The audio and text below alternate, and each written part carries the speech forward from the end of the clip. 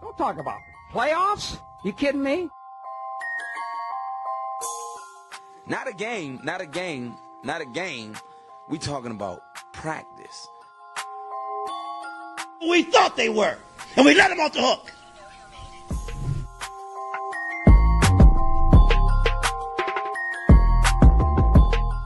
Decide a different league, I'm coming. I'm flat out coming. It's my quarterback. And if you guys do that, man, it's unfair.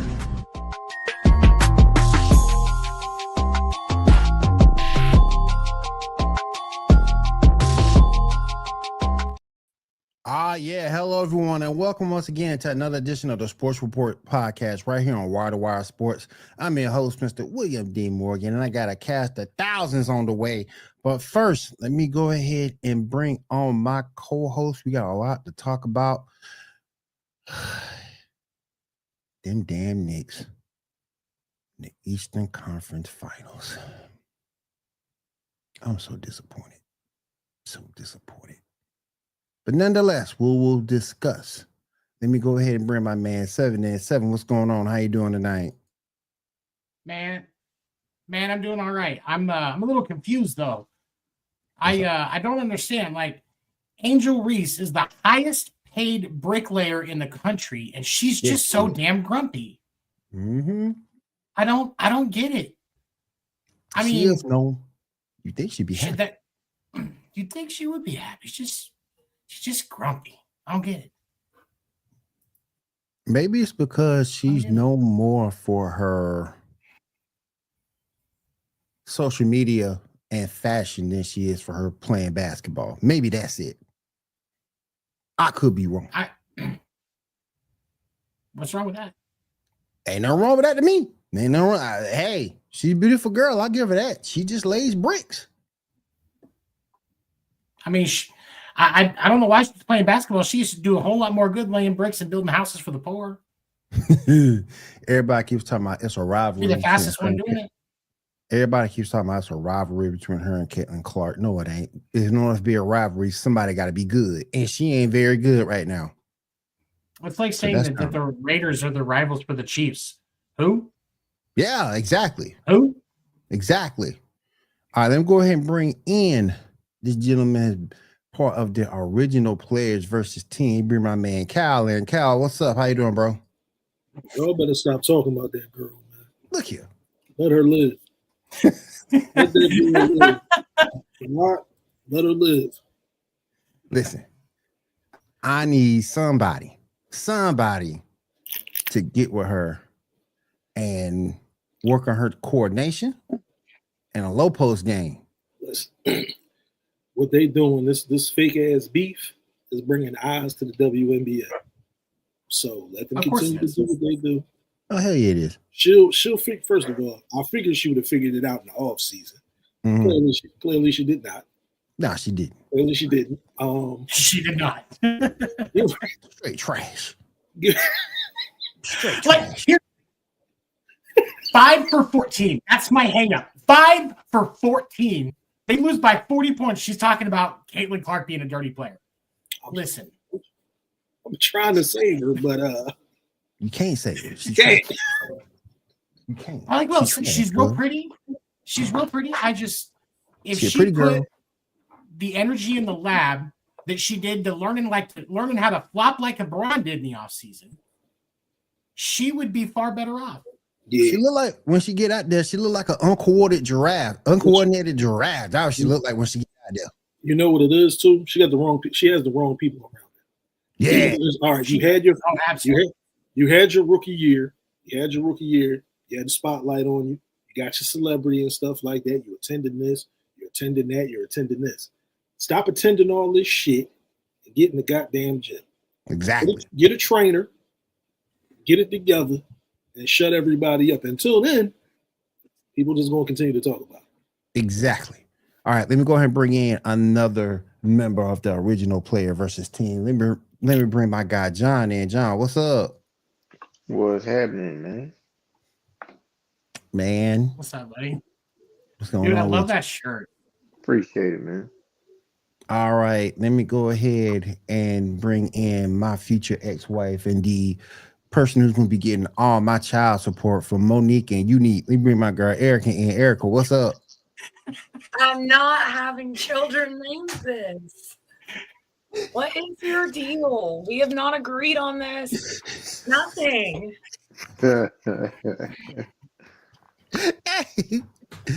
Oh man. Got a lot to get into tonight. I appreciate everybody coming through. This is the podcast here on Wire Network. The first thing I want to talk about, we're gonna get to the NBA in a minute. What I want to talk about is Brock Purdy and this new contract he just signed. Kyle, I'm gonna go to you first. Do you have an issue with this contract that Brock Purdy just signed with the 49ers? No. I'm not all, again, you know what type of league it is. You know what type of league we're in. One quarterback does this, other quarterback does that. This quarterback gets paid. He was up to get paid. We've been talking about him getting paid for 2 years. Yep. He finally got paid. Now, it's kind of effed up. He's getting paid while the team is in a rebuilding year because they're not going to be that good. But Trash. The young man deserves his money. Let him have his money, man. I can't harp on him getting paid. I can't. John, what you think? Yeah, like I say, I mean, the man's made the playoffs a few times, so I mean, Made a Super Bowl. I mean, what other options did they have out there, really? So Yeah. it's like, yeah, might as well pay Purdy. He's been solid was a bad word. He's been pretty steady. See, as far as Consistent. him being a quarterback, he hasn't played awful. He's not the best quarterback, but I mean, with the right people around him, right team, he can possibly get to a Super Bowl.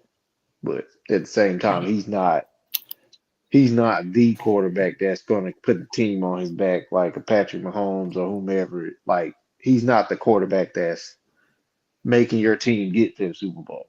Right. Wait, I thought Purdy had been to a Super Bowl. He did. But it wasn't because of Purdy that they got. It won't because Yeah, of I'm Purdy. saying it True, wasn't okay. Yeah, it all won't because of Brock Purdy. Like, Brock Purdy Oh, just okay. throwing for 400 yards and 4 That's why I TDs, was no picks. confused because I was Like, like, yeah. wait, he's been to He's one. been, yeah. He's been, but it was because of what was around him is why No, they for got sure. there. For Yeah. sure. I'll say this. Over the past couple of years, and it's crazy because I was championing this guy. I'm taking Brock Purdy over Justin Herbert. Oh, snap. I'm taking him over Justin Herbert. Oh, snap. Oh. I think that's Here's- a I can see that. I have to disagree. And the reason that I have to disagree is the reason that we haven't seen more out of Justin Herbert is specifically because of the coach that he had and the weapons that he had around him. They weren't up to what they should be. He is one of the most accurate passers in the NFL. Brock Purdy has been surrounded by talent and one of the greatest offensive minds in the NFL today. And he's been to a Super Bowl and gotten to the playoffs a few times. I would bet Justin Herbert with that exact same roster, and we're not talking about Kansas City having 3 Super Bowls right now. We just aren't. So let's look at it like this, Seven. What you said, that's a very valid point. But I got one factor. Shanahan. It's Kyle Shanahan. They're technically a run-first offense. True that. Eric can know all about that. Why you bring that shit up?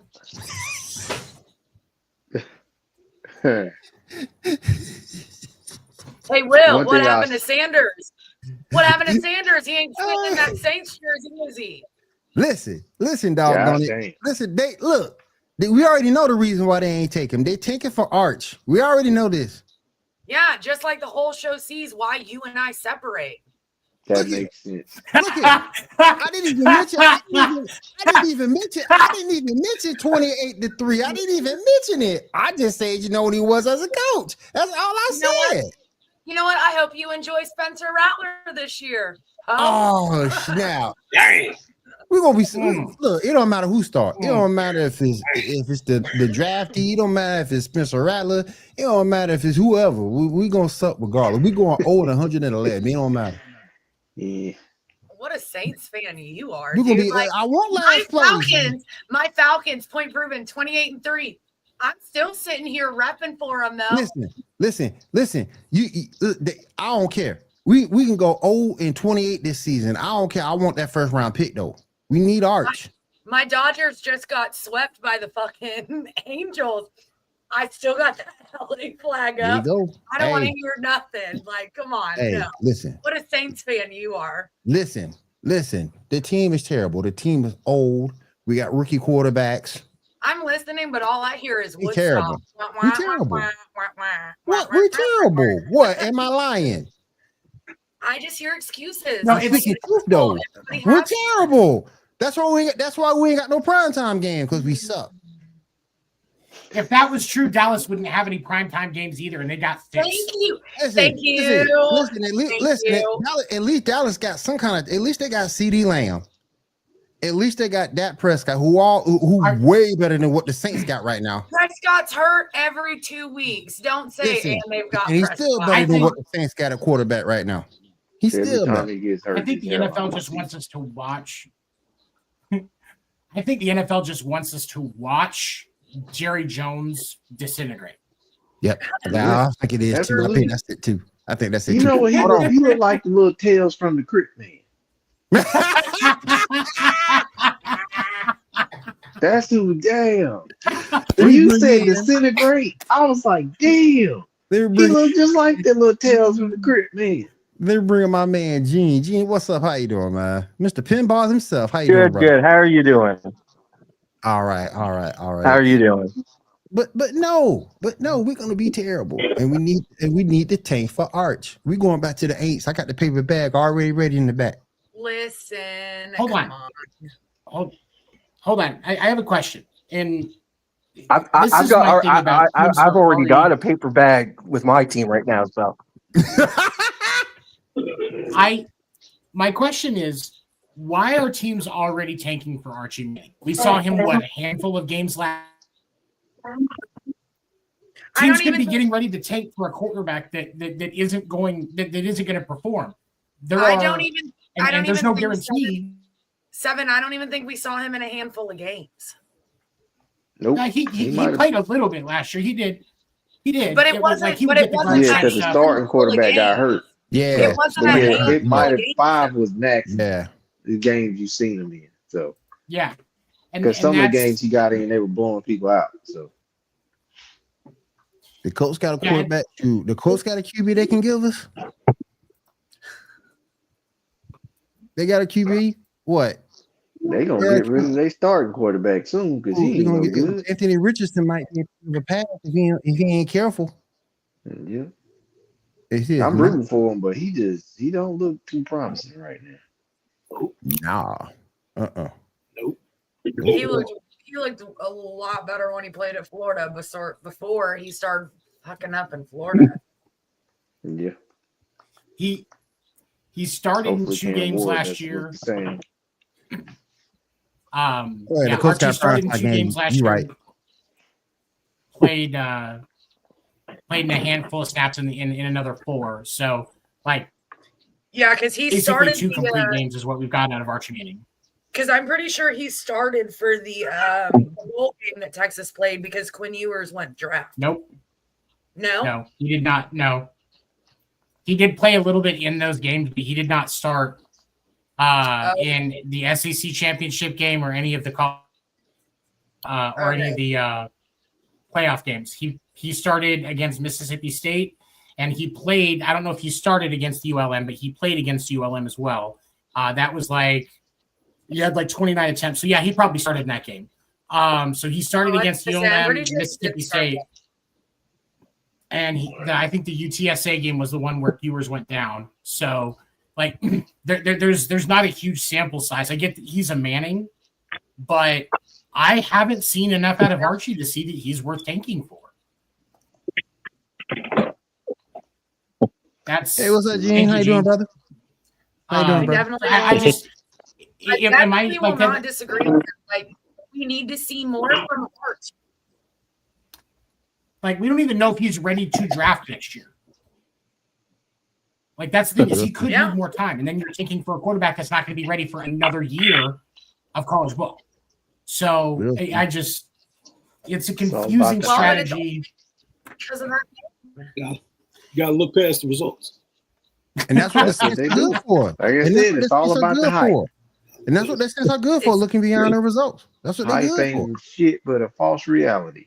That's what they're looking for, looking beyond the results. Even if he sucked this year, he comes out in the draft, they'll look at him and see it's a good story, and they'll put him on the roster. Yep.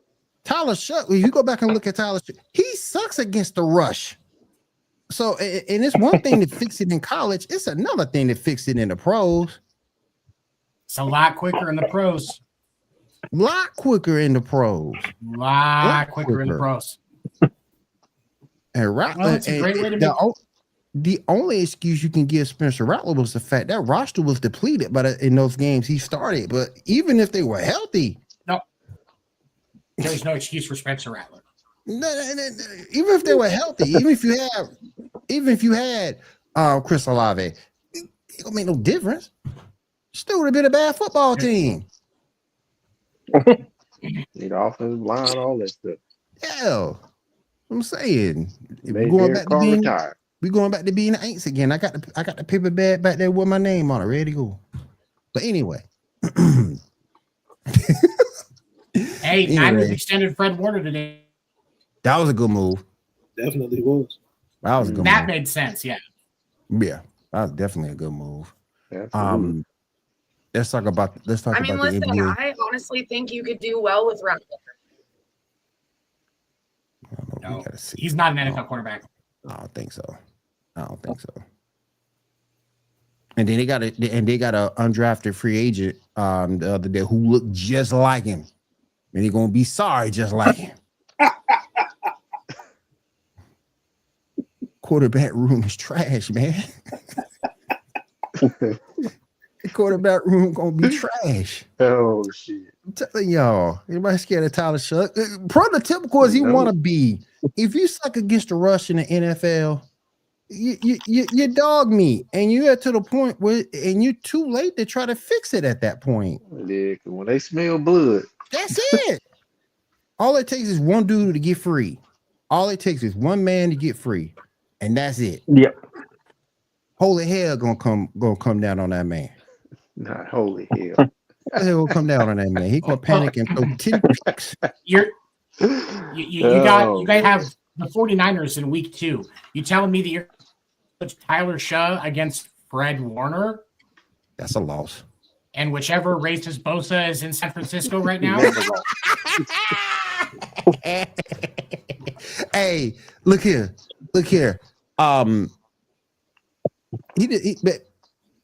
He gonna George Kittle, Christian McCaffrey should come back after this season. Yeah, that's gonna be the combination right there. And if you get anything out of Brandon Ayuk's recovery, you even better off. So that's a loss. Yeah, that's a big time loss. But hopefully Christian McCaffrey can come back though. Let me tell you, I'm mad at Christian McCaffrey. He's got one good season left. I finally get him in fantasy, and that fool was out hurt. You no good. Anyway, I moved him for a bunch of picks in my fantasy league because I drafted him first overall in my dynasty league like a dumbass. But I moved him for a bunch of picks because the guy that took him was a huge Niners fan. I was like, I just kind of kept dragging the price up. Erica, you know who I'm talking about. Mm-hmm. And I completely screwed him, and I was absolutely loving it because it was so much fun. Then I picked up Jordan Mason. Then Jordan Mason got hurt. Maybe you just shouldn't pick up running backs, man. Sounds like you're a death sentence to them. I think it's your fault. All my fault. We going from this point forward. We going zero RB. It's gonna be all wide receivers. All wide receivers. Your first pick, Justin Jefferson. No, just pick Patrick Mahomes. Patrick Mahomes right out the gate. What's up, Jared? What's up, G? What's up, Kyle? What's up? Just disappointing, but let's get into the NBA. Talk about the Final Four of the NBA. What we got going on? I'm thoroughly disgusted. The Knicks are in the Eastern Conference Finals. Thoroughly disgusted. They're gonna lose. I gotta do this for my pop. My dad hit me up yesterday. He asked me, he was like, "Yo, you got a Knicks hat?" I was like, "Nah, I don't think I got a Knicks hat." He was like, "You sure?" I was like, "I don't have no Knicks fitted, but I did have a hat." So I'm gonna take this to my pop so he can shat on every damn Sixers fan that he encounters. Those good motherfuckers ain't sniffed the finals in over 2 decades. Since Dr. J. I honestly, I'm happy to see the Knicks be in there because unlike the side note is, unlike Toronto, I don't think I'll ever sniff a finals. I don't think I'll ever see. Damn it, man. It's gonna be. If they go to the finals, New York is going to look like a scene from the second Transformers movie. Or the the third Transformers. Exactly. It might be the fourth one. It's going to be. We'll pick it up and drop but it. I'm gonna be honest. Exactly. Knicks deserve it. They put together. They put together the right stuff, and they're there for a reason. They got it done. That's right, Kyle. That's right, Kyle. Go Pacers. You damn right. You damn right, Kyle. Yes. Yes, Lord. Yes. I think 90s again. The only thing it's going to be the Knicks running up and down the court versus the Pacers running up and down the court against the Knicks physicality. And if you can get a lead on, if you can get a good lead on the Knicks and can keep that up through 4 quarters, you got them. But you can't let them back in. Know. You can't let them back in because they'll just let them back in the door every time. You can. I thought it was 3 times. You can't let them back in the door. You gotta put your foot on their neck and keep them from coming back on. Look, Brunson is playing very good basketball, and so is Cat is too. Listen, I can tell you when I realized that the Knicks, no matter what's going to happen, the Knicks aren't winning it all this year. When the Knicks lost to the Celtics the game after Jason Tatum went down. They should have wiped the floor with the Celtics in what was that game 5, game 6. Mm-hmm. It was game 5. It was game 5. They should have wiped the floor with the Celtics in game 5 and been just completely resting right now. But they didn't. They couldn't close it out. Now, they'd close it out at home, something that they've struggled to do for the last 30 years or whatever the number was. But they should have closed it out then. And now this is going to leave those questions. Because when Indiana's running it down their throat, back and forth, what are the Knicks going to do? What happens when an unstoppable force meets an immovable object? The Knicks, it comes down to who breaks first. And you tell me, looking at the Indiana Pacers and the New York Knicks, who's going to break first? It's not a hard realize. The Knicks have a track record of breaking first. I have to go with the Pacers in this one. I can't do it. I can't pick the bland ass Pacers. I hate the uniforms. I hate Indiana. I hate Reggie Miller. You hate Reggie? I hated Reggie. I hate Reggie Miller. Oh shit! No, that's why I played basketball. Like I couldn't help it, man. I can't stand that Mac. That was my game. Now, the dude I couldn't stand was Derek McKee, and almost because he was a disappointment. The man had every skill in the world to be great, and for some reason he never freaking realized it. Y'all want to get me started on players I can't stand. They The just fucking Eric Snow. Can't stand I that guess motherfucker. no neither for Philly. I ain't like him either. but it's a good look for basketball right now because It's different. it's 4 teams that aren't the norm. Yeah. There are Wouldn't it be 4. funny if we got Minnesota and the Knicks? Wouldn't it be funny? That's what we're gonna wind up. We might wind up with that. Will you just put it in the ether, man? You just did it. I hope it don't happen. You just I did hope it. it don't I happen. You just did it. I honestly thought it was gonna be OKC and the Knicks. I would like to see that. That's going to be a great series in itself. One team I can would go like to 8 see deep. OKC and the Knicks. That's going to be a great series in itself because one team can go 8 deep, the other can go 10. Man, listen. OKC, If big they man. make it to the finals. Yeah.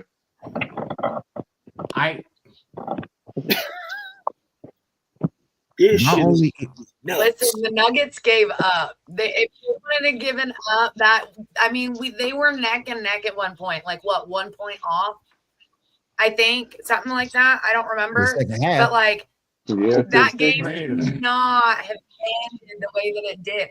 Listen, I'm happy for OKC. Like I'm the one Joker gave person up. I don't watch basketball, but like I said, OKC is going to go to the end. Like I don't know. Maybe they will. Maybe they won't. They're squeaky shoes deter me from watching it a lot of the time. Joker gave up. Honest, but Look here. Joker gave up on them literally, walking. like they gave Look here. up. Look here. Joker gave up on them walking trash cans. That's all they are, a bunch of walking trash cans. Jamal Murray don't play good against nobody against the Lakers. I said that this morning. He don't play against no. He played the Lakers. He's straight. He played the Clippers. He's straight, but he's inconsistent. Michael He Porter played Jr. good was the entire series until this game. This was his worst game. Michael Porter Jr. trash. That They motherfucker all gets paid for no reason. He gets fucking paid for He still got 2 years at $80 million on that contract, dude. 2 years at $80 million. I'm gonna tell you something. They all stink. Walking trash yesterday. cans, man. They all stink. Look, the only people. Goddamn, Listen, Braun was 2 for 8. Another Porter Jr. was like 1 for 8 from 3-point shooting. Like they all stink. Jamal Murray's like 2 for 9 3-pointers. Terrible, trash. The whole goddamn team. And then when you go back, and then when you go back and you look at it at the end of the day, the only 3 people that you can really, who I'm looking at, Christian Brown played pretty good in this game. Aaron Gordon is playing hurt, and Joker. But again, he gave up on him walking trash cans, and I don't blame him. Listen, okay. One thing we can agree on is LeBron James is not playing in the finals. Yes, Lord. LeBron James Yes, not playing in the finals. Where the fuck is Dan at? Where's Dan? Yes, Lord. Yes, Lord. Dan know what's up. Dan came to the baseball podcast last week. I don't Dan know know. what's I don't know. Maybe Dan know what's up. I don't know. Yeah. Maybe it's We because don't he's a have to Yankees fan, doesn't have anything to hide about in the baseball We podcast. don't have to hear. We don't have to hear, see, Get him, Seven, get him. or worry I about hope he fucking sees this. Oh my god. LeBron Raymond James is not in the finals. Yes, Lord. I want to throw something out here. With Jamal Murray in the Lord. series, just in this postseason series against the Thunder, Jamal Murray went like game 1, it was 21, game 2, 14, game 3, 27, game 4, 17, and then it was 28, 25, and game 7 was 13. There was only 2 games in the series where he had more than 5 rebounds. He actually only had 1 rebound in the game 7. Like he was this isn't my work computer. What's up, Keith? Okay from 3. Okay from But you gonna go out there in the Fields. games. But you don't go out there in the game 7 and play like that. That's trash. I mean, he shot the ball. It was just garbage. They Like, say he played, but he looked like. But he put up some John shots. Cena, could you see him? I mean, He didn't get to the line at all in Game 7. Could you see? They say he played, but I ain't see him. To me, they all was tired. Trash. Like, they were the only team that played 14 games in 2 out of these 2 series. sure. It's still not as bad. That take a toll on you. It's I ain't still, making no excuses, but it's still not as bad as Paul George putting up 6 points in an elimination game. I didn't forget about way off field. biggest walking trash can in them all. I didn't forget about way off field. well, he don't be walking at all. He don't be. Another trash can they need to get rid of. I rooted for Paul George when he was a Pacer. That was about it. And then That's after when he he was left good. there, That's when he was nice. Yeah, that's when he was good. That's when he cared. he was torching Braun. I don't care what nobody say. He was one-on-one. He was cooking Braun when he was with the Pacers. Yep. They just didn't have a good enough team to beat him, D-Wade, and Bosh. Yeah. That's a tall order. Yeah. But we're gonna see what this series is made of, because you got them go against the Timberwolves and Ant-Man, and it's like I'm almost tempted to call him the legend killer. He ain't took out Steph Curry, but he took out everybody else. That's the only reason they won that series was because Steph Curry wasn't there. I think so too, man. Yeah, maybe. Steph is different, dog. Like, Oklahoma he City would've should win cooked this in him. 5 games. mm, OKC should win this series in 5 games. I think so too. It's 5 or 6 because SGA and Ant-Man gonna cancel each other out. That leaves everybody else. And OKC as a team has been playing good. Yeah, you got a lot of belief in Ant-Man for a dude that's kind of inconsistent. Can't say I would out of the two, I would say SGA is going to have a lot more of an impact. Than but Jalen Williams has been playing good. Like Chet Holmgren, I don't know what was going on. He was Lob City yesterday. Like he had like 5 alleys. Yeah, that's gonna be. I mean, I was like, what kind of defense are y'all playing? Y'all don't know how to box out this spaghetti strap. Like he ain't nothing but bones. Yeah. Yeah, he's over 7 foot. Yeah, like that dude's. Y'all see him run up and down the court? It's hilarious. It is. It is. He run like he about to do a permanent Like, I pole try vault. so hard not to make fun of Permanent him, pole but, like, The one thing I was happy about, I was happy to see that Rudy Gobert finally got revenge against Draymond. He'll never get that kind of revenge. Never He get might have won the series, but he's never get that. He got choked out on live TV. He can't. And he wasn't in the WWE ring. Like He got put in the sleeper hole in a nationally televised game.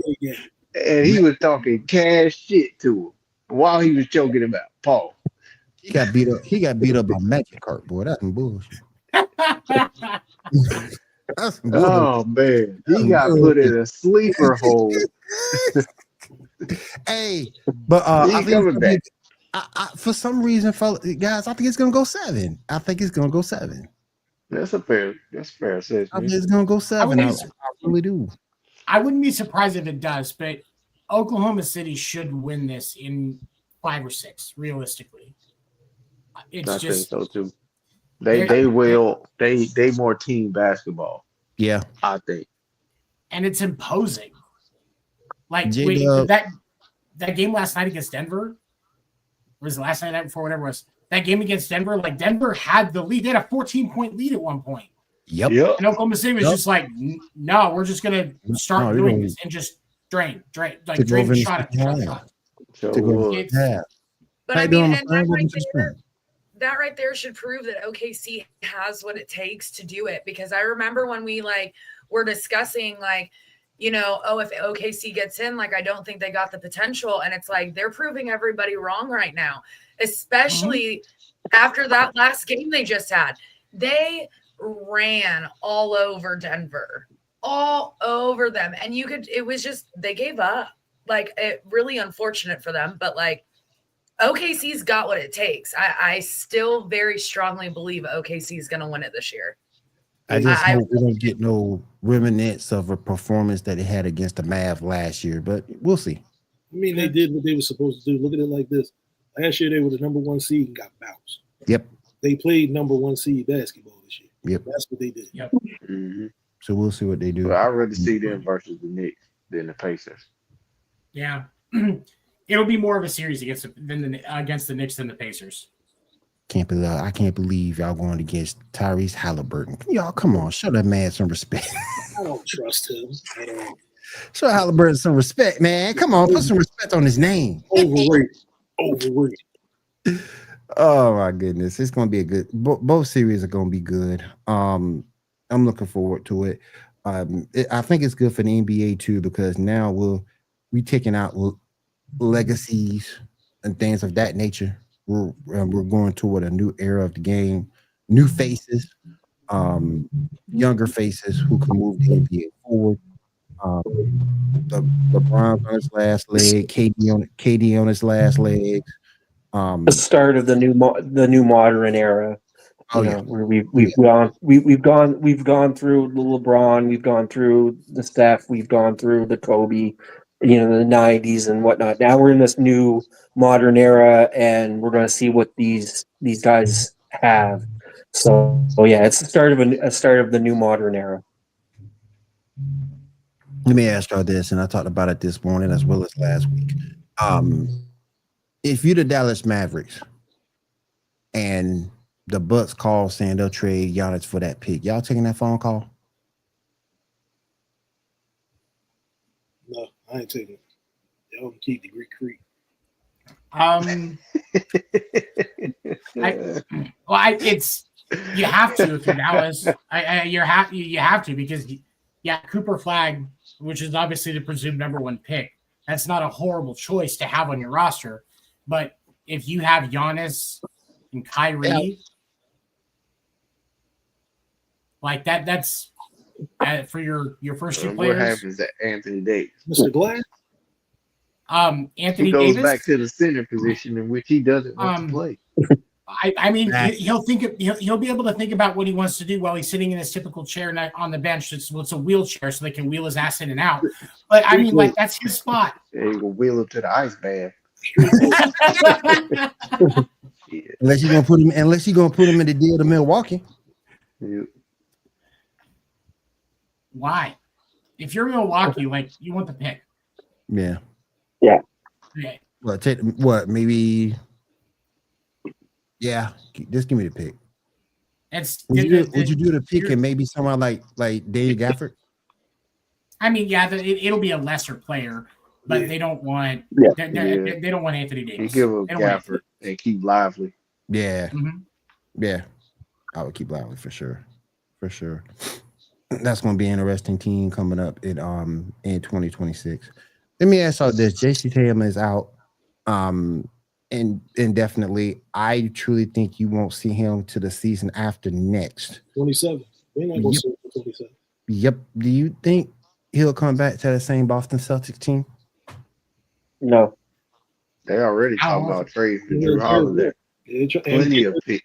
Getting rid of Derek White. They were talking about the Spurs might go after Derek White.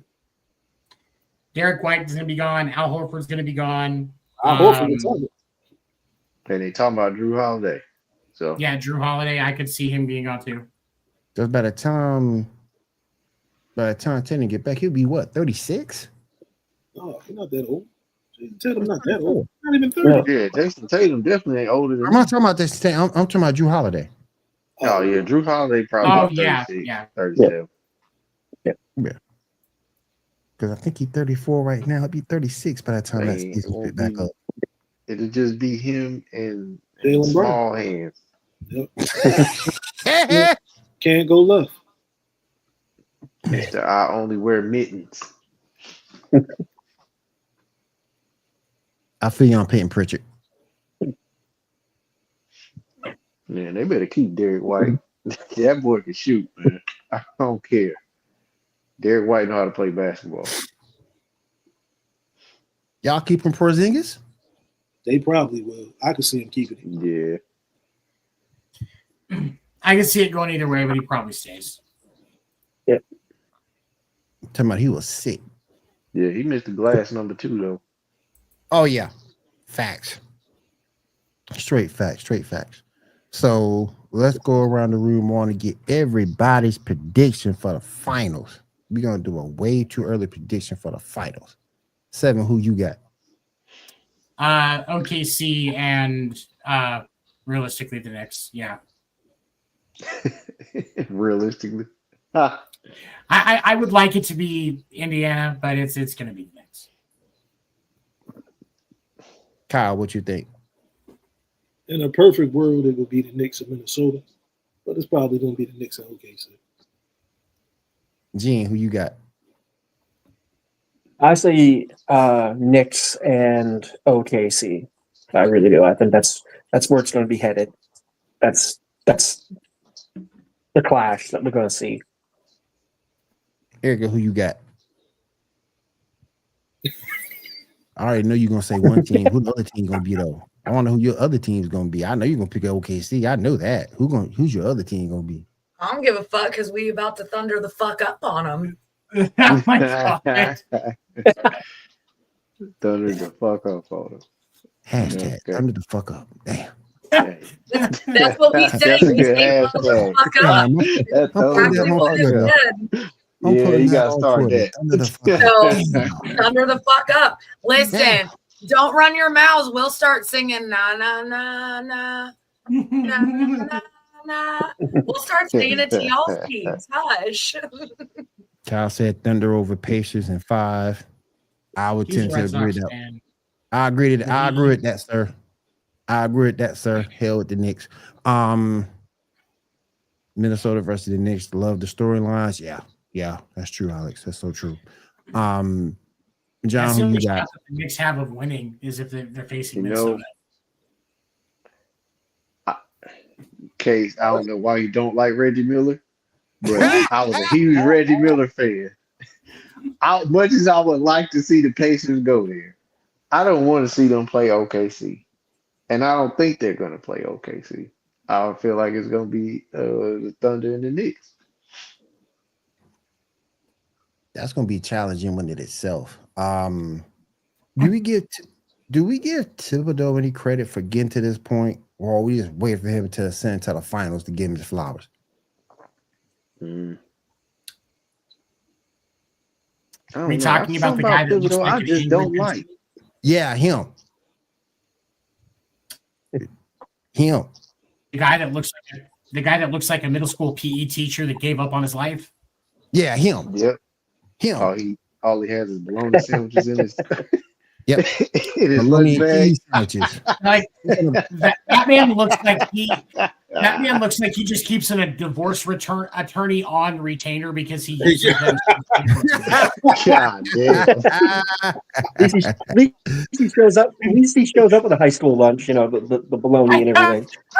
Right. Kyle's right. Yep. Kyle's 100% correct with that. Yep, that's it right there. Yeah, that's right. That's what it is. That's a fair point. Yeah, that's point. fair Oh as my hell. gosh. Yeah. He gonna play the starters the whole way through. Well, I don't know. Strange boy. Damn. It's gonna be interesting The storyline would be good too if it was Minnesota and the Knicks. because it's the perfect trade. You got soft ass Cat. Yeah. I don't know. I saw some zest out of Cat the other day. I didn't like. Julius I inconsistent. see some zesty behavior. Listen, I saw some zesty behavior. It was a lot. He hit a jump shot. He was like, "Ooh!" I was like, "Wait a minute, man! Flex your muscles or something. What the hell are you doing?" It's like, whoa! Oh man! You'd expect that of Russell Westbrook, not him. Oh man! Oh man! Most people scream and run back down the court. Not him. It would be, but it would be a good story because it shows that it'll show that trade was actually what both teams needed to extend where they are right now. Now, let me ask y'all this: is it just a perfect storm that we're here because no one saw Boston's performance coming and no one saw Cleveland's injuries coming? Is this like the perfect storm in the East to get to where we are? Wait a minute. Cleveland had injuries? Because I just thought they got the ass kicked. Yeah, the injuries came from getting the last pick. Yeah, because I saw that little tree sloth Donovan Mitchell. He just decided not to come back out one game. The game he looked just like Sid from Ice Age. He looked just like him. And I see he didn't come. He wasn't freaking hurt. He came right back the next game. He just sat out, just didn't come back out. Nobody knew what was wrong. He probably had to take a shit like Paul Pierce. So what you're saying is he came out looking like, when you said looking like Sid, and then he just goes, "Oh, the family does that to me every year." Yeah, pretty much. Yeah, because they just fucking. My goodness. Oh my goodness. They just got the ass kicked, man. I didn't see that happen at all. Me and Casey was both wrong because I remember we said nobody have appreciation for Sid the Sloth. Y'all keeping that Cavs roster together, or you think you need to make changes? They probably can keep it. They might get one piece, but they'll probably get one. They should get one piece. And then experience, I think we see a better team next year. But the Pacers to run him off the floor like that, man, that was insane. It was. That was insane. They didn't go. What did they go? 5 games? Yeah, it should have been the other way around. It should have been the other way around. But their lack of experience is what killed them. That's why you get a solid veteran in there to fill a need on the starting lineup. And do you keep Donovan Mitchell or go get a true point? I mean, Garland is the true point. Who are you going to go get if you don't? And what do you give up if you're going to get somebody? Yeah, exactly. What are you going to do? Bring in CP3? Oh, yeah, no. Exactly.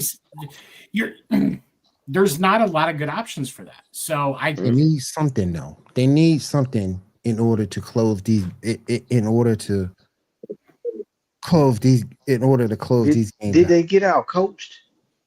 I think that's part of it too. Because Carlisle, he tactical now. He know how to work with the type of players he has. Yeah. Because he ain't always had a run and gun team like this. True. If they got out coached, did the right coach get coach of the year? He got that name back straight.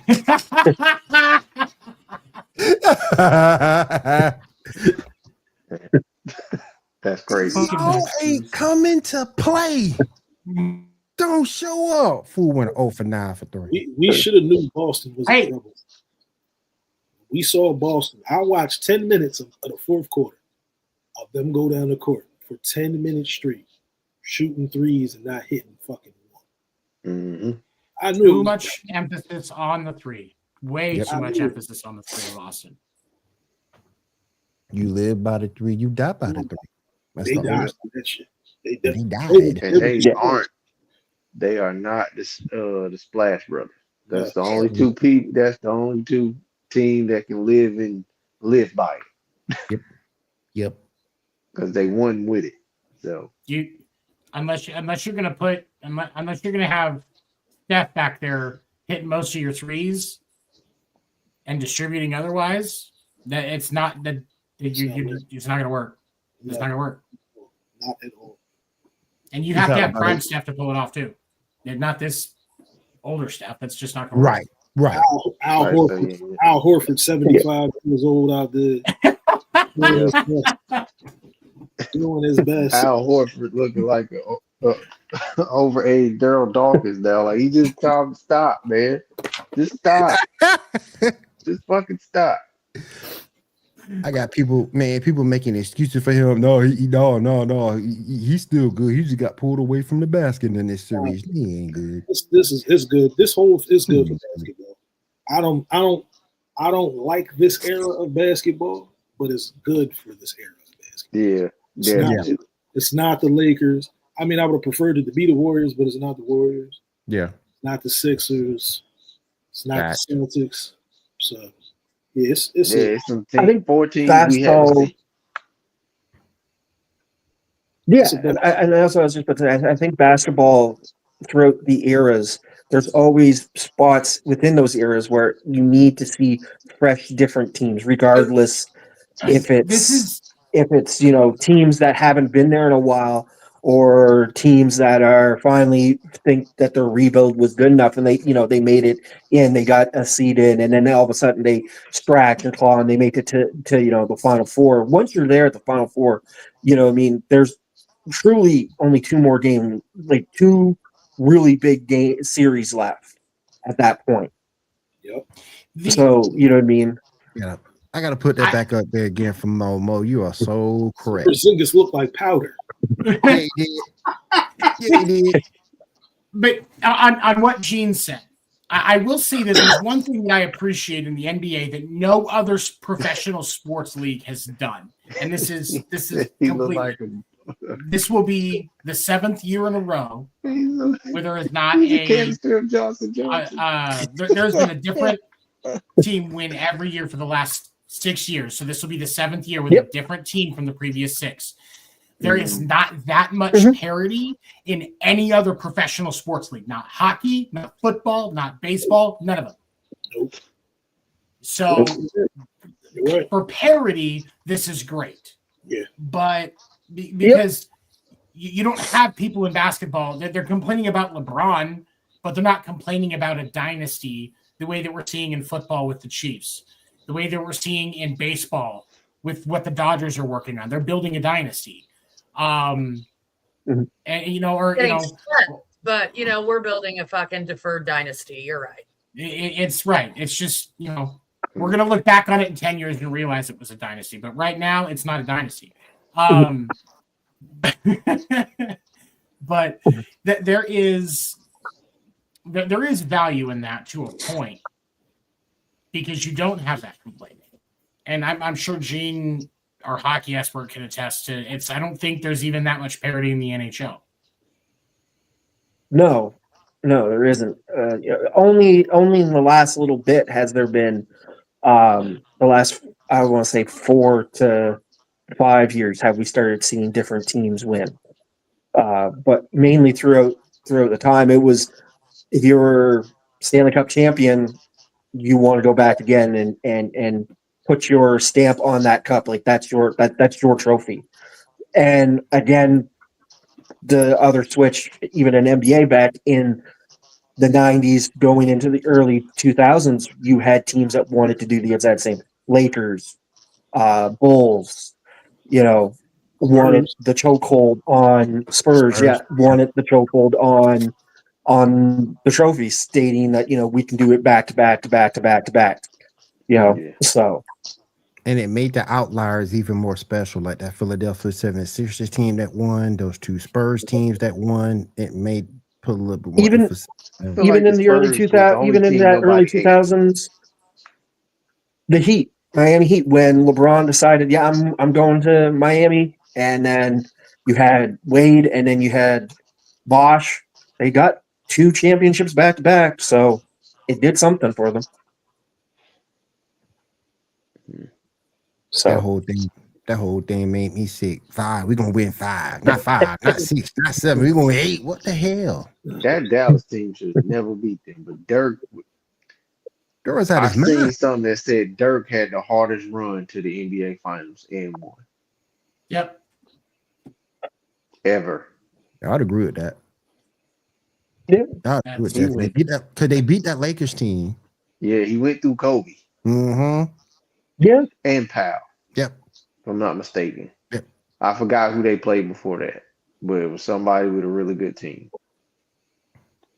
And of course, he went through Braun, Wade, and Bosch. Yep. Yeah, who's else was on that team? Ray Allen, maybe. So Went through that team with Jason Terry. who did Dirk have? Yeah, the Jet. Jason Terry, boy. Jason Terry. JJ Barea, little JJ. Jet man. Little J, he beat the hell out of LeBron, though, for real. He beat up LeBron, for real. But before we let our player versus team guys go, we're gonna get into some baseball, into some hockey here. Oh, hold on. Mhm. Yep. Work Kobe, then smoke Braun, Bosch, and Wade. Yep. Amen to that. Amen to that. But before we let our player versus team guys go, at the top of the hour, I do want to get their final thoughts. Kyle, what final thoughts you got for us, my friend? I want the Pacers to go home. Stay. Reggie. Wait, you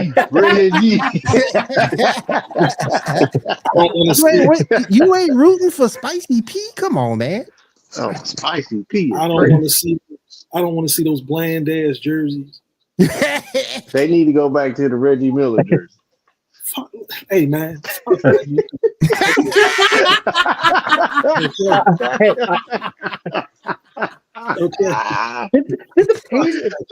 I'm trying to think that the Pacers have a good jersey in the 90s that they could go back.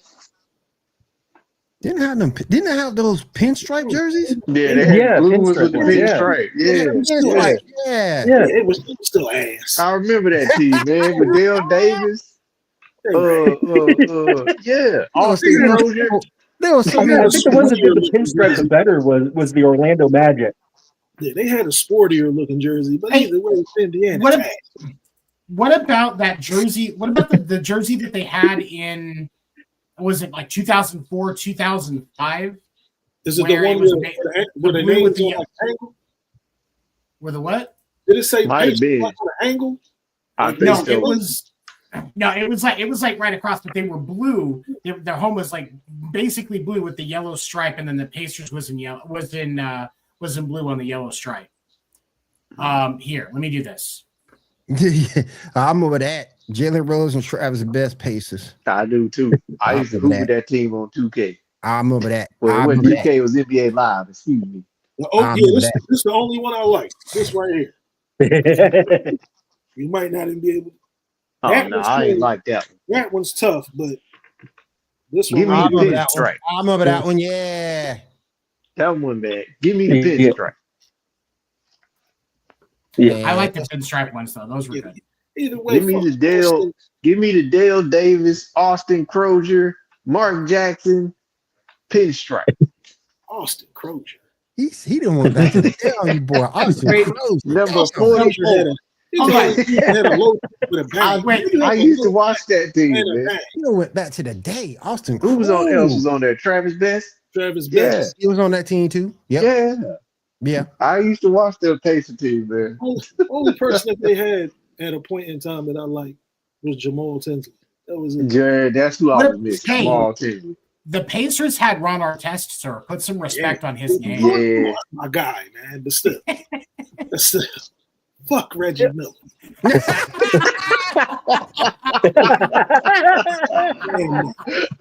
and him wristband. Fuck it. Man, to me, fuck Derek McKee and fuck Roy Hibbert.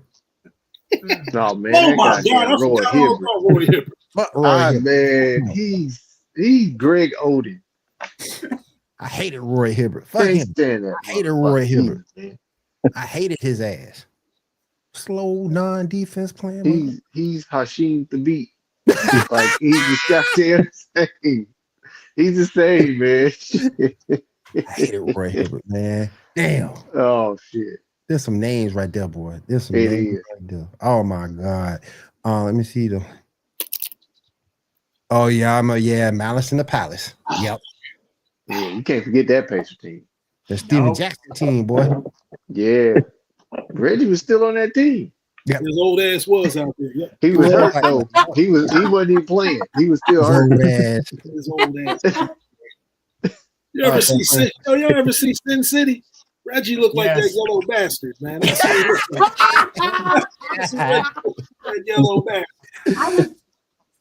Man, Oh, shit. with Reggie, it's difficult because he's not even the best basketball player in his family, man. Cheryl was a Nope. better hooper than he Cheryl was. whooping his ass. Cheryl was a monster. Don't Yes, get me she was. wrong. Yes, Cheryl she was a beast. Absolute Yeah. monster. Shit, I didn't care for the armpit hair, but other than that, we good. Just braid it. It's all right. It gets out of the way. If you just braid it. We're inhibited the Georgetown hoop Georgetown shot. hoop shot, yeah. Oh my goodness, John, you got anything you want to do to finish up?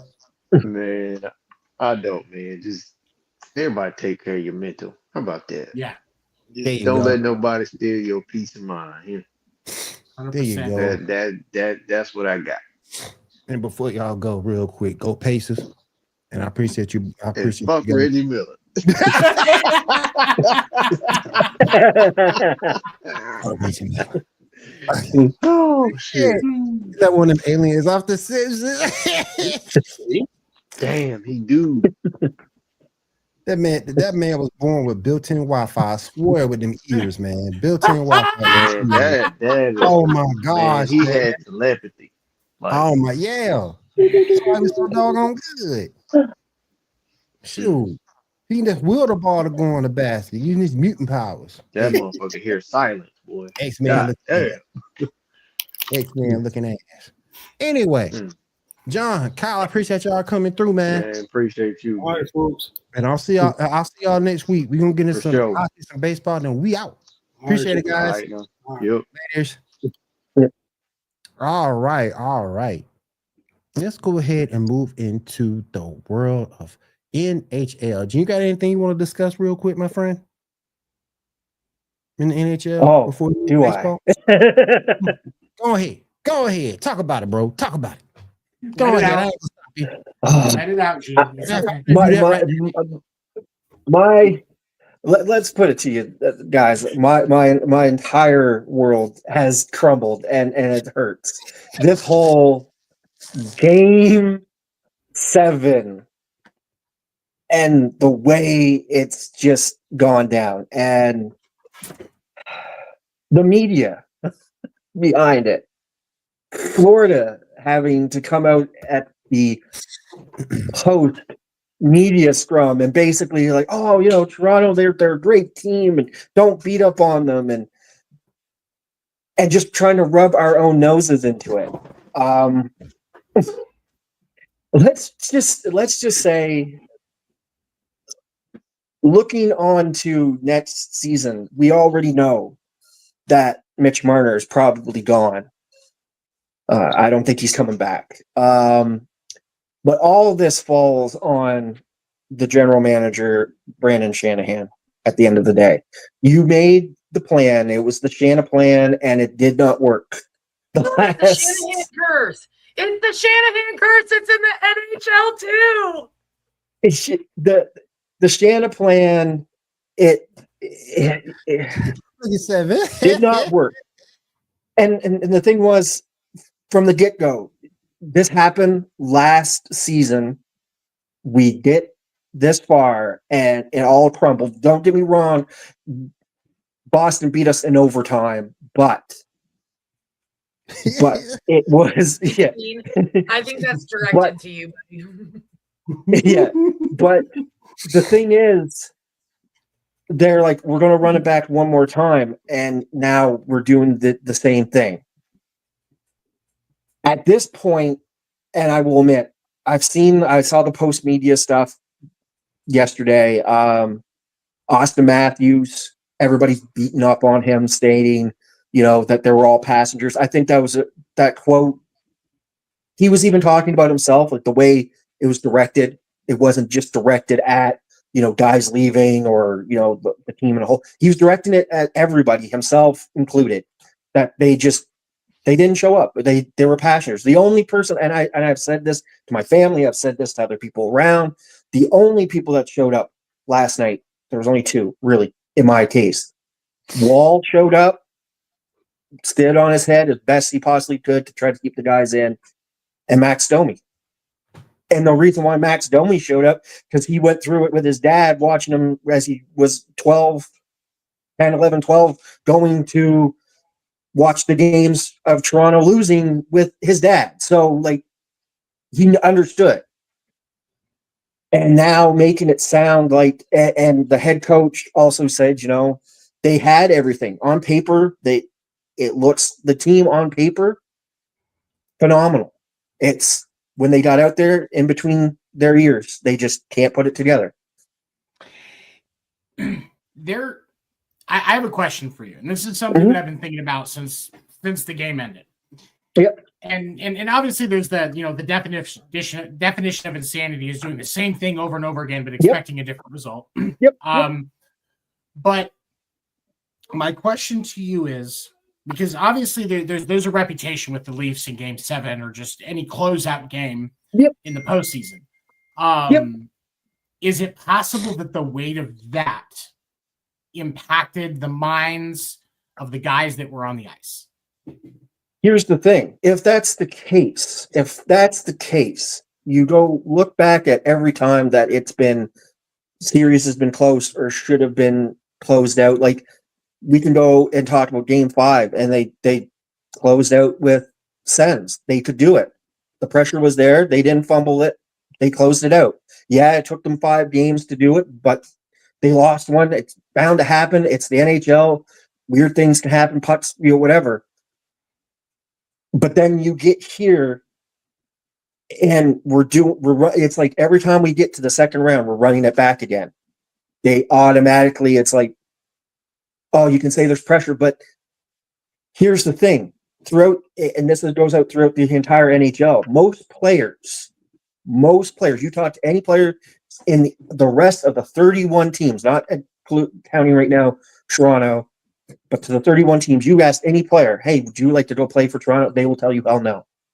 Hell no, because there is an amount of pressure from the fans, from the media, because Toronto, hate to say this, but it's the mecca right now with the NHL.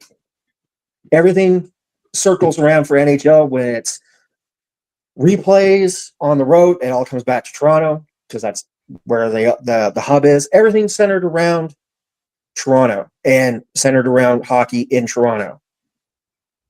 So playing for the Leafs, there's a massive amount of pressure, I should say, a massive amount of pressure. Being an away team coming in to Toronto, it's like they say it's second to the Stanley Cup, because you're going to be on Hockey Night in Canada. It's the show, it's the game, it's the big time.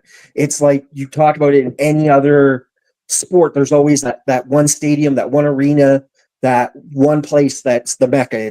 I want to play on that arena. That defines all, and that would be Toronto.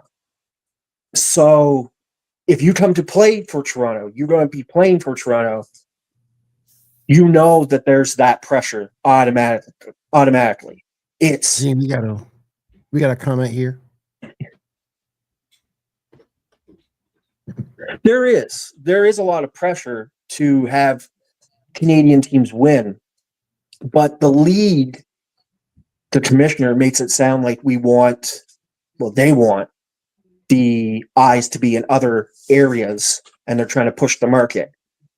This year there was an underlying push. I think we can throw politics out of the sides, but besides all that,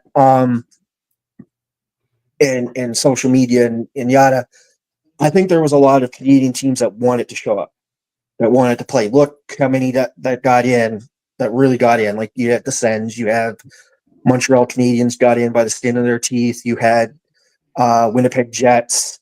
You've got Edmonton Oilers. You have teams that are trying to buy, that saying, we can sit here. I can sit here and say Canada's still going to win the Stanley Cup, because 50% of NHL is Canadians, so we get the cup regardless. But the thing is, what we want is, at the end of the day, we would like to see a Canadian team finally win it, and it's not because the market, we want to try to get the market just to stay in Canada. No, it's every team or any people that play for a Canadian team that are Canadians, most of the time, Toronto fans, I'm just saying it as from a Toronto perspective, we would like to see the cup being raised in Canada. It's our thing. It's, so it's like with the World Series, New York Yankees want to have that raised in New York. It's that one, those teams that, are vying for it. So in this case, with all the media pressure that came down with the Game 7 and everything, to have it sort of have two people, I say Austin Matthews and then also the head coach to finally address that there's an issue and we got to address that, and that, yes, it sucks and we come to this every time,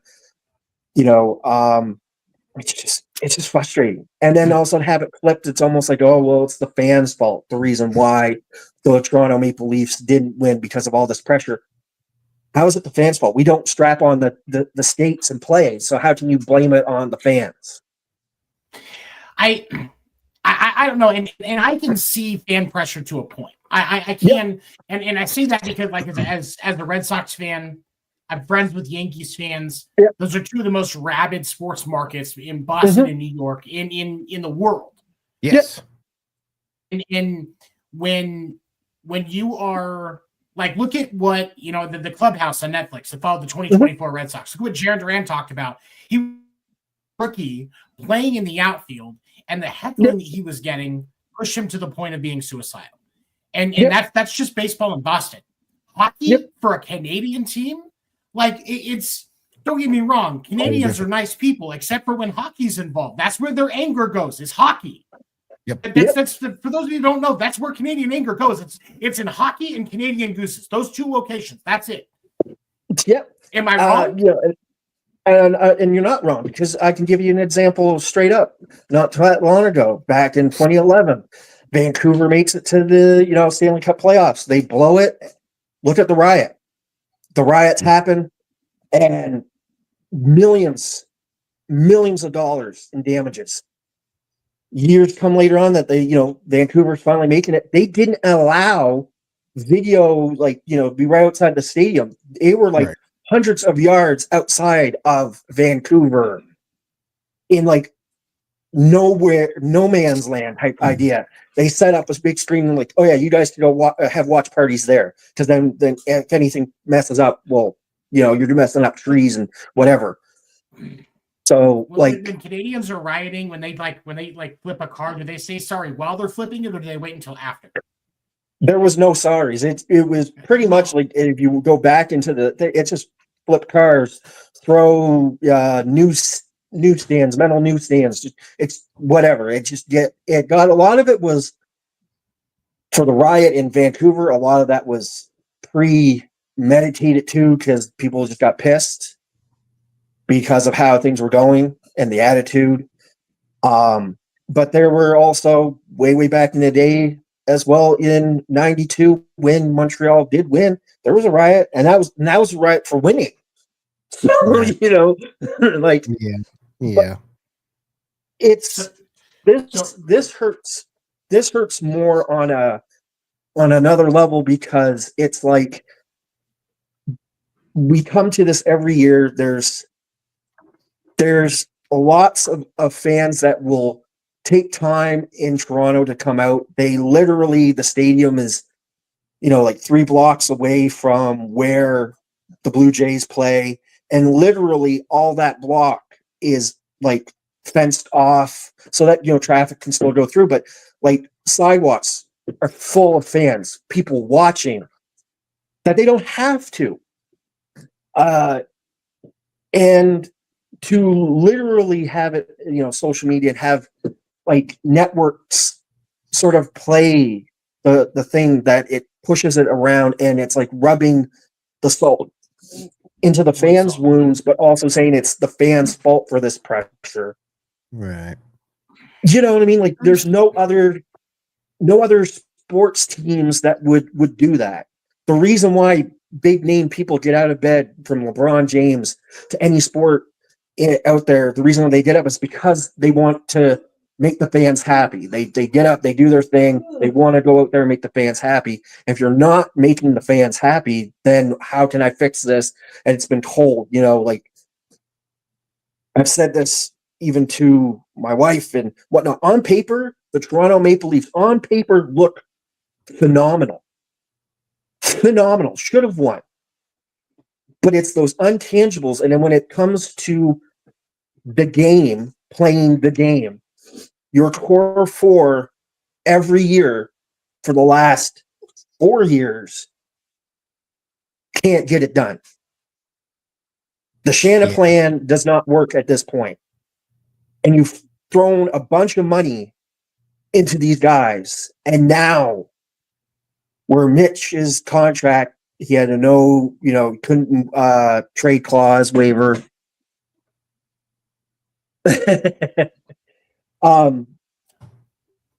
Couldn't trade him right at the time this year because he had no trade clause in his contract, and now coming to the end of it, which is this now, I don't see them negotiating a new contract. I think Mitch, myself personally, is better suited probably in a market that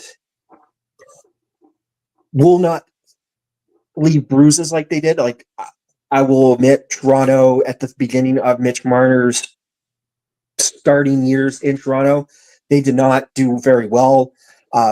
Coach Babcock, hate the guy, bullied him and stuff, got him to write like a list and said, hey, who are the players that are not producing, you think? And he did this list and then went into the locker room and said, hey, boys, this is what this young guy thinks of you. And then put him on the fourth line, like just things that you shouldn't have done. But now you have him about to go.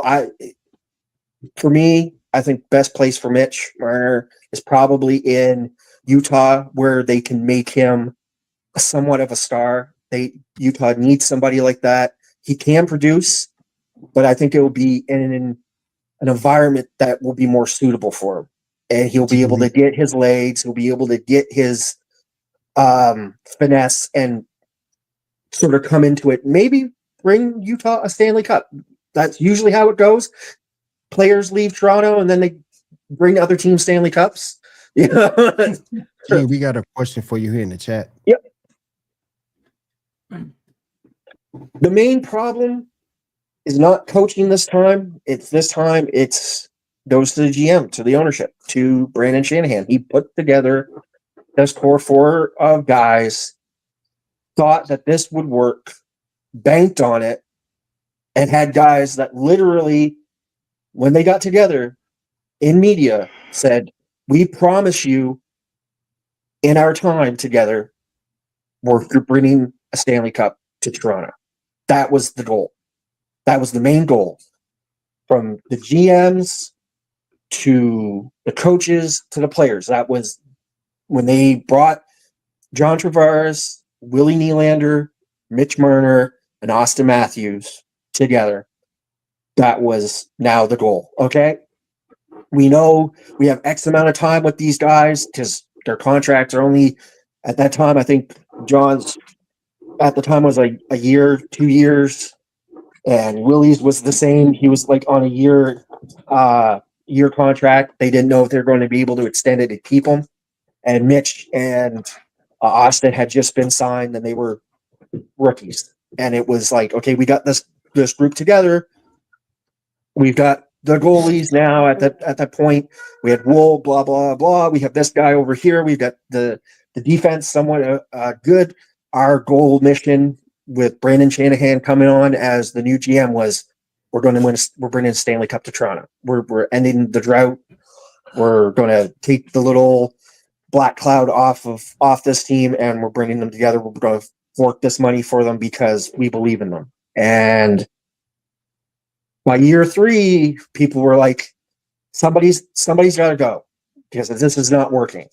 Yeah. And then they banked a little bit more. They paid, absorbent contracts. Right now, Austin Matthews is one of the highest paying Leaf players ever. Still not coming together. Still not working. So now it's not, you don't have the players because even the coach prior coaches says, we've got all the pieces. We've got everything that works. It's the mindset between the ears. Right.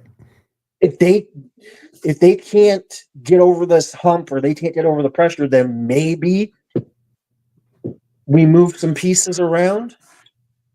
But it's also on the GMs because they've forked money, they've put ticket prices up, and still, yes, we come out in droves and pay for it, but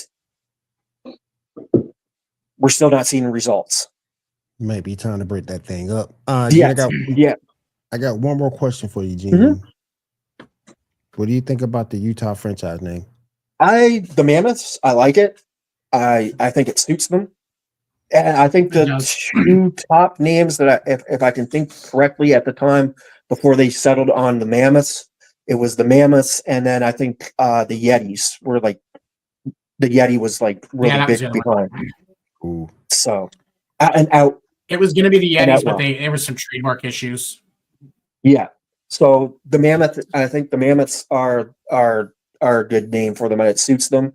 I like the colors. I like the logo. It looks great. Like I said, with everything that went down, Game 7, Mitch Marner's contract, I think Mitch would suit to go to the Mammoths and create some good magic for them. I think it would work. There's a bunch of young guys, and it works. I think it suits. It fits. I think it fits. And with them, and with Mitch being a part of the Utah franchise gives there's that veteran / upstart star because he's been to the show, he's been to the dance, he's been to a second round of Stanley Cups. He just hasn't put it together. I think it worked.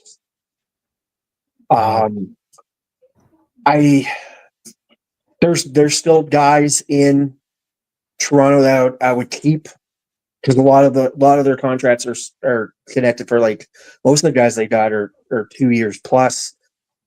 Mitch is the only one that's up, and if they can find a way to move John Tavares and move that contract, that frees them up, and then you get two people to balance out, and then you can move around the line a little bit. We've already seen, like I said, a name that I want to, sort of commend a little bit is Max Domi. He showed up to play. He has been with other teams in the playoffs. I think he was before being with Toronto. His last team was the Dallas Stars, and they had made the playoffs last season. So it's like Max Domi showed up, came to play only due to the fact, and I say that because he knows what his dad went through. So sitting there and understanding and hearing the war stories, and in the back too, with all that had went on, with everything that had been said. Question for everybody: with MLB, NHL, NBA, and MLS having Canadian teams, when do y'all see NFL getting a Canadian team? I say not for a while. Yeah. I don't even think it will happen due to the fact that here in Canada we already have our own football league. Man, you got to CFL. And we already have a standard Grey Cup that's like 152 years old. Yeah.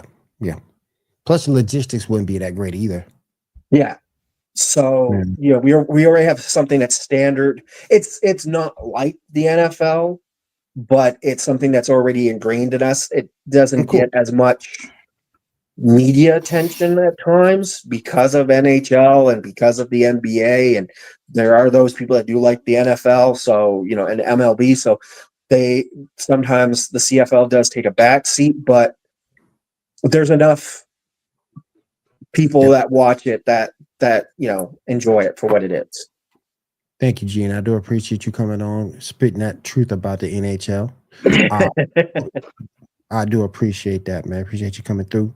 What I'm going to do now, we're going to take a quick break. Then we're going to go over our MLB, and then we're going to get on out of here for tonight. So hang out with us, you guys, here on Wire Wire Network. We'll be right back. Football season is here, and SeatGeek is my go-to for buying tickets. Now, with SeatGeek, every single ticket is backed with their buyer guarantee. We've all had plans change, and when you can't make it to the big game, SeatGeek has you covered. They're the only ticketer that allows you to return your tickets ahead of the event for credit with SeatGeek swaps. So when things come up, I know that my tickets won't go to waste. So what are you waiting for? Download the SeatGeek app to maximize your possibilities and shop live events with confidence. National Streaming Sports is brought to you in part by BetUs.com, designed for true fans. NFL odds, Week 1 and futures, college football odds, including Heisman Trophy favorites and playoff odds, NBA odds of division winners and playoffs, Major League Baseball playoff and World Series odds, the National Hockey League Conference playoffs and Stanley Cup odds, and boxing wagers. Betting opportunities include versus the spreads and outright winners, also during the game. Use our link on our website, nessp.info, the Bet Us Opportunities webpage, for a 125% bonus on your first 3 deposits. Must be 21 years old, and remember, bet responsibly.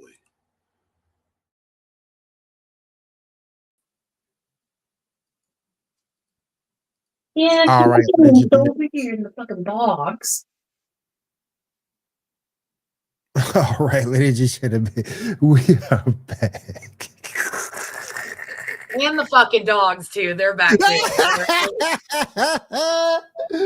Oh my goodness. Oh man. Let's go ahead and get into the MLB. Let me over to my man 7-7. What you got for us tonight? It was a lot of great rival matchups in the MLB this weekend for rivalry weekend. We did see some matches that made sense. Like the Yankees and Mets did make sense, even though Yankees Red Sox is more of a rivalry. At least you had the I-70 series, or I'm sorry, the Subway series. Speaking of the I-70 series, we did see the Royals and the Cardinals face off over the weekend, and there was some others that I wasn't quite sure of. Like, I don't understand why they build the Red Sox Braves as a weekend matchup. The Nats Orioles, they said that was a rivalry matchup, and I didn't really see that one. I mean, I guess because they're right there close to each other. I don't really think. I mean, and Gene, you can shed some light on this. Is Detroit really a rival for the Jays? Yes and no. I think because they're close in proximity, and it's Ontario versus, Massachusetts, Detroit, Massachusetts. So it's okay. It is. It's the same thing as like saying. I think there's more of a rivalry between between the Yankees and the Jays than there is a Tiger, Detroit Tigers and Jays. Like the Dodgers played the Angels, and I get that there's the crosstown rival thing there, but Dodgers D-backs, Dodgers Giants, or like those made more sense to me than the Angels. Now the Dodgers did in true form get swept by the fucking Angels this weekend, which thank you. But and she can't talk shit because they got swept. And you know what's even worse about it? Arizona Diamondbacks are up on a 7-1 right now. And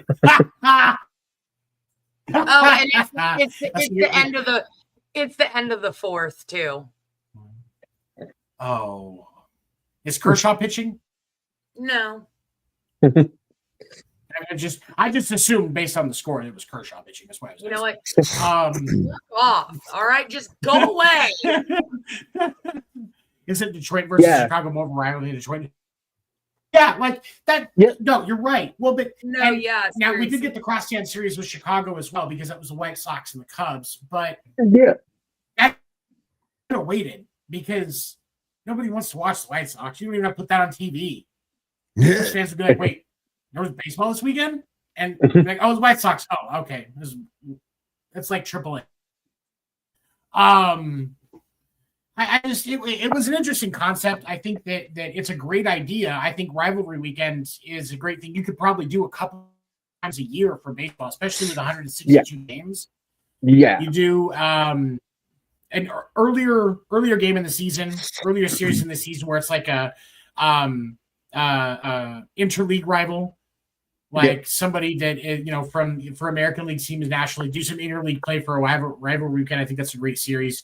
And then in like August, when you're getting towards the end of the season, when those division games really hold weight, that's when we want to see a division rival matchup. Yeah, that's when you give me Red Sox Yankees. That's when you give me Dodgers and Giants or Dodgers and D-backs. Yankees, yeah. Mets Yankees, yeah. Like you could do Mets Yankees in the earlier one in the season because that's cross league, but like that's when the Mets should be playing somebody like from their division. Like realistically for the Mets, it would probably be like the Phillies or the Braves. Like that's Braves. That would be a great rivalry weekend matchup. Where you would get like for Toronto, you would get like a Yankees or you get the Boston Red Sox, like something like that. Yeah. The Jays and the Jays and the Rays or the Jays and the Sox or the Sox Yankees, something like that. Like that to me, I think there's a great way to get ratings out of that. But not but and matchups make more sense because what you're going to get. You're not just thinking of a rivalry weekend like you see in college football or in the NFL, stuff like that. Like there was a better way to do it. But leave it up to Robert Manfred to just have a good idea and fuck it up in execution. But it's a start to sell it's a start to sell tickets and to get butts and seats. I don't mind something like this, like they did this weekend, something a little early. I get it for the Toronto market. Probably everybody was tuned in to the Stanley Cup, but after that, it's a great way again to put butts in your stadium, but also at the same time get viewers to view because rivalries bring views on the television. People will sit down and oh my god, it's my rival team it's my team taking on their rival. And I'll say this for Ando because Ando couldn't make it tonight. For Rob Manfred. It gives you a way to have baseball feel more meaningful because conflict breeds engagement. There's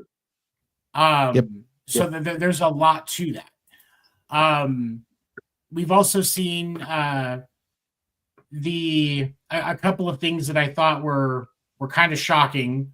The Orioles made a coaching change, and they're still on a 7-game losing streak. It's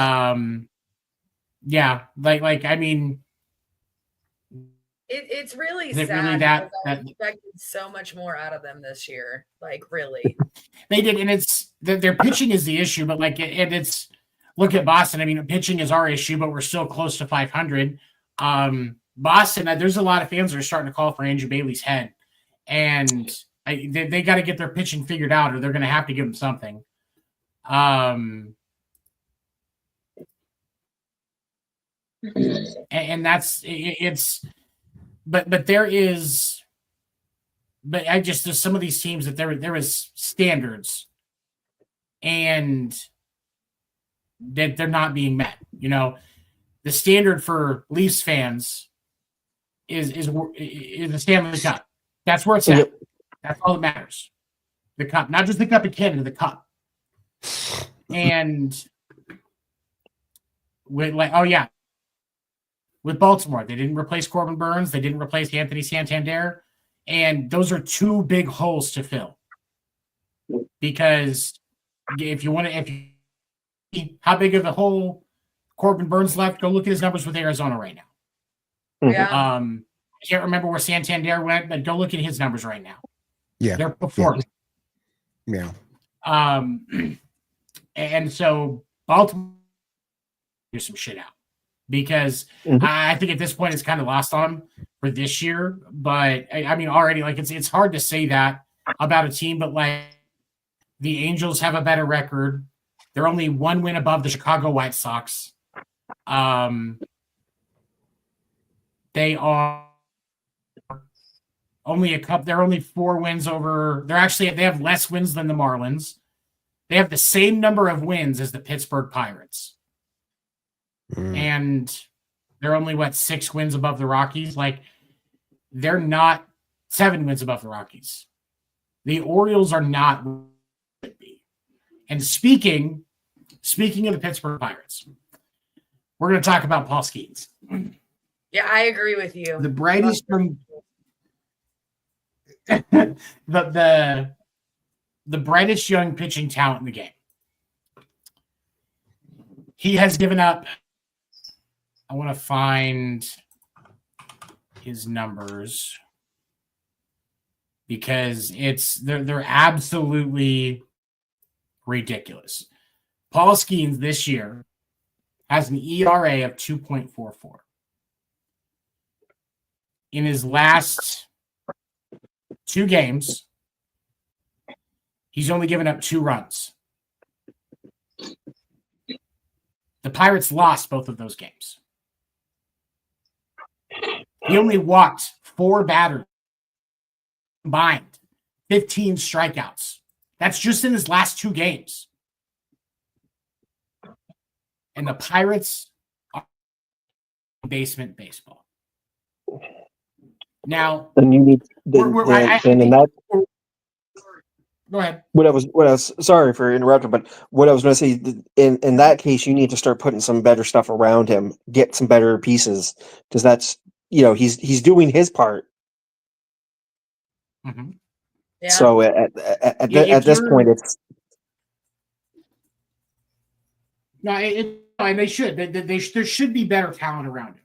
But if the Pirates are going to continue the way that they have historically, we're not going to see them put talent around him. So the question becomes, if you are an athlete of his talent, the brightest pitching talent in the game, brightest young pitching talent in the game currently, capable of putting up Randy Johnson type numbers. The kid throws heat every pitch, like just one of the most amazing arms. When do you, Paul Skeens, finally say enough's enough and go to leadership and say, I'm done. Get me out of here. When is it, if you're Paul Skeens, when do you think it's reasonable, even though you're only you're still on your rookie deal, just keep in mind, this is only his 2nd season. If you're Paul Skeens, when is it reasonable to enough's enough and ask for that trade? Either a couple weeks before trade deadline, and if nothing comes of it, then during the off season. That's logistically, I don't care what sport you're in, those are usually the best times to do anything. If you're going to state your case as a young, 2nd year, pretty much still, they look at you still as a rookie. But your first real year in the bigs, if you think you're not getting what you deserve, you either, weeks before trade deadline, hey, look, if there's something that you can get out of me to help better your team, but I would like to go to X wherever, if there's something good, bring it my way. Let me see what it is, and we can talk about it. If nothing comes of that, they're like, hey, no, we really need you. We think we could do this, and this. Okay. And nothing happens. And then it's the end of the season. Then from the end of the season until the beginning, your people talk with their people and get that, make it known. I want to move. I want out. You're not doing anything for me. You're not helping me. Let's do the best situation for the both of us so that everybody gets something out of it. I don't hate. I don't disagree. What do you say, Erica? I mean, I definitely would agree. I mean, but I would hate to see the talent get wasted. So I really do hope that for his own personal benefit that he gets traded. And honestly, this is what I'm expecting. Is it's going to be Boston, New York, or LA, one of those three teams. No, LA doesn't need any more. We already have enough deferred money. Can't do shit with that. We got swept by the fucking Angels. Well, we got a problem. He's on a rookie deal, and your pitchers keep getting injured. LA is going to call. Yeah, I mean, LA's got it's going to happen. LA's got money. Go ahead, Gene. Sorry. No, like again, you got LA's got money, always has money. You got the New York market, the Yankees, they always find ways to have money. They're a big, baseball market.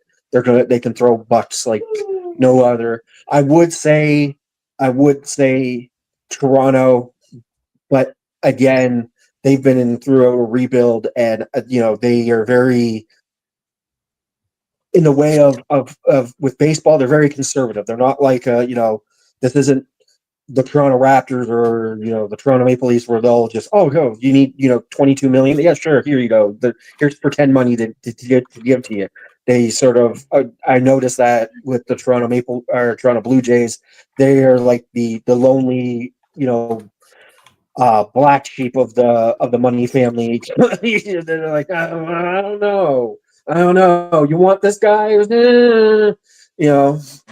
The White Sox have to pull heads out of their asses to be able to pick up that call. Damian, the only time the White Sox pick up the phone is when they're calling Boston to trade as their next ace.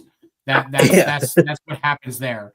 Again, like I said, they can get their heads out of their asses. They're the White Sox. Come on. All right, the White Sox are going to be the Expos before we see anything out of them. Damn, he don't with the Expos. That's what's going to happen. It's coming. Montreal's going to get a team back. It's coming. It's coming. I mean, it's literally coming. The White Sox aren't. I mean, Devin couldn't have said it any better. That's it. Yeah, that's all. I don't have anything. He cemented it. Pittsburgh. I don't think that the White Sox have anything that Pittsburgh would actually benefit from outside of picks. But they're both basement teams.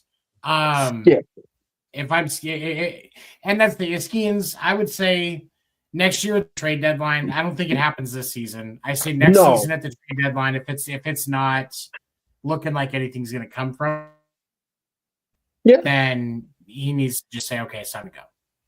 I think that's where I'm at.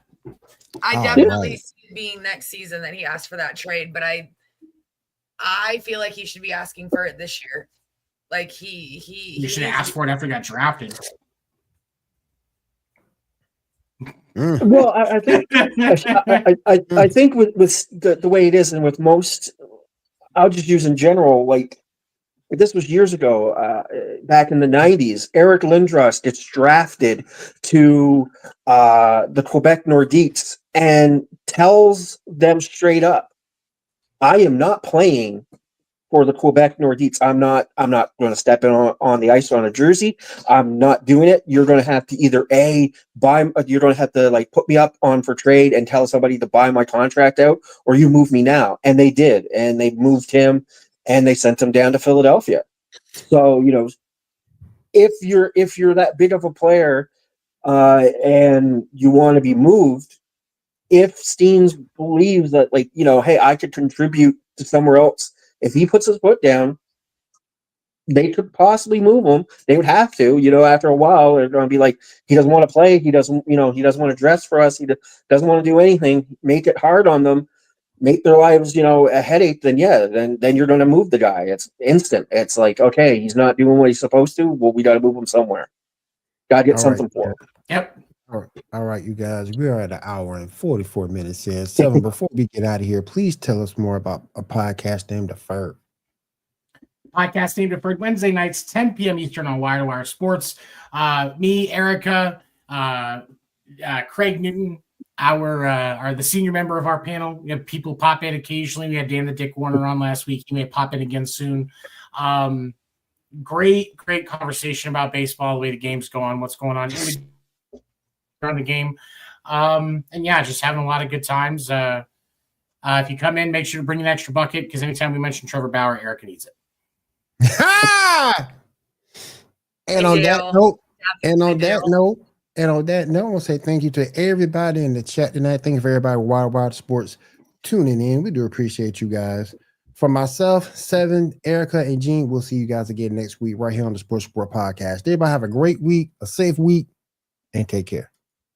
Have a good night. And you know what the best part is? Next week, me and Seven are going to be together in person live on show.